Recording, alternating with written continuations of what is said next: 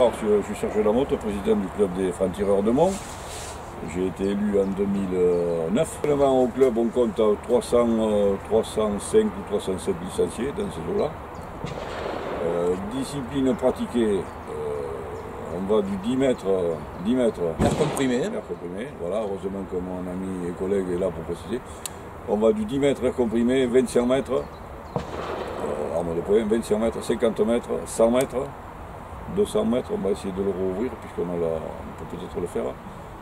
Sanglier courant.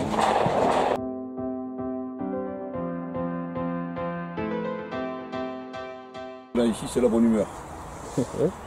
En premier. Et c'est pour ça qu'on a beaucoup de gens qui arrivent ici qui veulent à tout prix faire du tir, du tir l'arme réglementaire, du tir au gros calibre, tous ces trucs-là. Et finalement ils nous rejoignent à ceux qui faisons de l'arme ancienne. Parce que l'arme ancienne, il y a... C'est beaucoup moins strict l'arme ancienne, effectivement. Ça rejoint un petit peu ce que tu disais nos ancêtres pendant les guerres, c'est-à-dire, non pas les Gaulois, ils n'étaient pas encore armés, mais il y avait quand même cette appréciation de pouvoir préparer le tir. C'est autre chose que le tir à la cible. Il y a la préparation de l'arme, il y a la préparation des munitions, il y a la préparation de charges de poudre. Tout ça, ça se fait en amont. Il y a par rapport aux disciplines qu'on fait, donc ça va du 25 mètres jusqu'au 100 mètres, voire même le canon miniature bien sûr. Modèle réduit. Modèle réduit. Il y a il y a une préparation en amont qui est très importante pour après, sur le pas de tir, pouvoir au moins égaliser facilement les armes dites modernes, à part que ça se fait dans une ambiance beaucoup plus conviviale.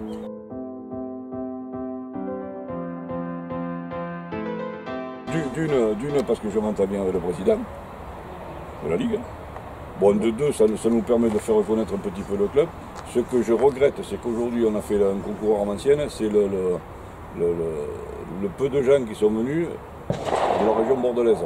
Il y en a qui sont venus, mais j'aurais voulu, comme j'avais demandé à Bordeaux à la dernière réunion, que les tireurs plateaux viennent. Parce que si on veut que les gens viennent au tir, il faut leur faire du visuel, il faut faire de la démonstration. Les plateaux, c'est un truc qui est vachement visuel. Et pour prouver qu'un petit club comme le nôtre, niché au pied de nos Pyrénées, on est capable, nous aussi, oui chef, mais oui, il faut quand même... J'ai fait un peu de poésie. Nous sommes, nous aussi, capables d'organiser quelque chose de régional, avec, comme on le disait, du sérieux quand il le faut, oui, de la rigolade quand il le faut. Nous savons faire la part des choses. Ça participe aux compétitions. Hier, on était une dizaine pour nettoyer, pour préparer que tout soit propre. Voilà, c'est tout. C'est tout. Il y a le jour où on va s'amuser, mais il y a la préparation avant, parce qu'il y a du boulot. Oui, oui. Mais enfin, ça tourne. Moi, je ne me plains pas. J'ai une bonne équipe avec moi.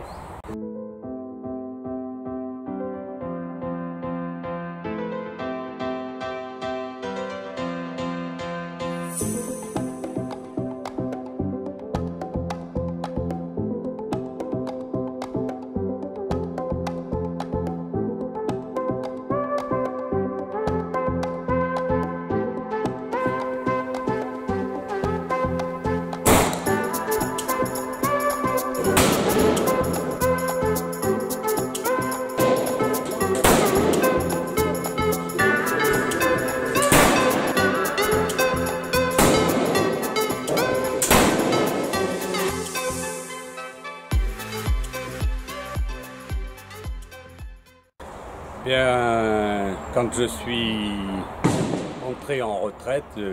Lamoliat avait besoin d'arbitres nationaux dans différentes disciplines et il m'a demandé si les armes anciennes m'intéressaient. J'ai répondu que oui et puis j'ai suivi la formation pour être arbitre national armes anciennes. Et comme j'ai été très intéressé par cette discipline, je l'ai arbitré pas mal de fois au niveau des championnats de France. Et le référent national, M. Jacques Weiss, m'a proposé pour devenir le référent armes anciennes de la Ligue d'Aquitaine, compte tenu des connaissances que je possédais tant sur la connaissance des armes que sur la pratique de la discipline et la sécurité.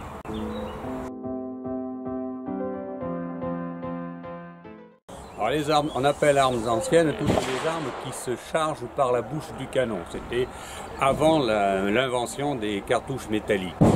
Et les armes sont des armes de poing, des revolvers ou des pistolets à un coup, des armes d'épaule, toujours à un coup. Et ça se tire à 25 mètres pour les armes de poing, à 50 mètres pour les armes d'épaule, à 100 mètres pour les armes d'épaule également, mais en position couchée.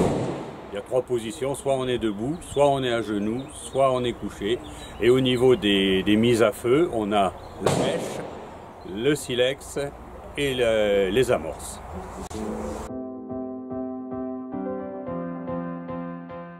Alors, la particularité, c'est essentiellement d'avoir une grande sécurité, puisque des charges de poudre sont sur les pas de tir, ainsi que les amorces, etc. Donc l'arbitre doit veiller absolument à ce que la sécurité soit respectée par les athlètes. Ensuite, l'autre particularité, c'est au niveau de la cible. Les tireurs ont 13 coups à tirer et sur 2 cibles différentes, parce que comme ils font des groupements assez précis, c'est trop difficile pour lire 13 coups. C'est des projectiles qui déchirent la cible plus qu'ils ne la découpent, comme dans le 38 ou etc. Donc les athlètes ont 2 cibles côte à côte et ils tirent 6 sur l'une et 7 sur l'autre.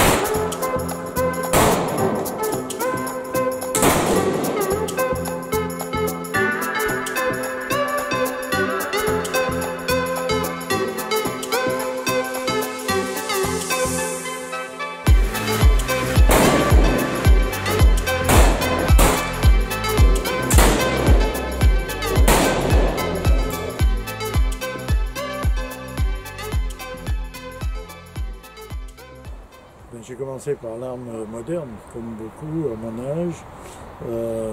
J'ai appris le tir par l'arme moderne. Et puis un jour, j'ai découvert les armes anciennes.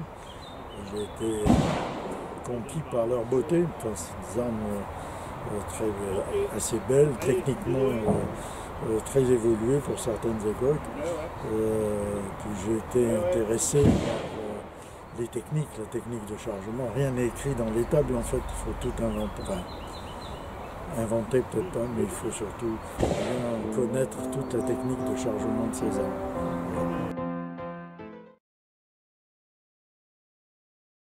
Donc je me suis plus spécialisé dans les... Bien qu'ayant débuté avec les armes de poing, avec les armes longues, donc minier ou hit force, c'est toutes les disciplines à 100 mètres. Le Vetterli aussi, discipline debout à 50 mètres. Et depuis quelques années, je travaille sur la longue distance, c'est-à-dire qu'on tire avec des armes spécifiques, notamment des rugby, répliques aussi, à des distances de 300 à 1000, voire 1100 yards. Mon parcours, en fait, j'ai été champion d'Europe au Hit Force en Espagne il y a quelques années, je crois que c'était en 88, et 2 fois champion du monde donc au minier. Après j'ai eu quelques, je dirais, podiums.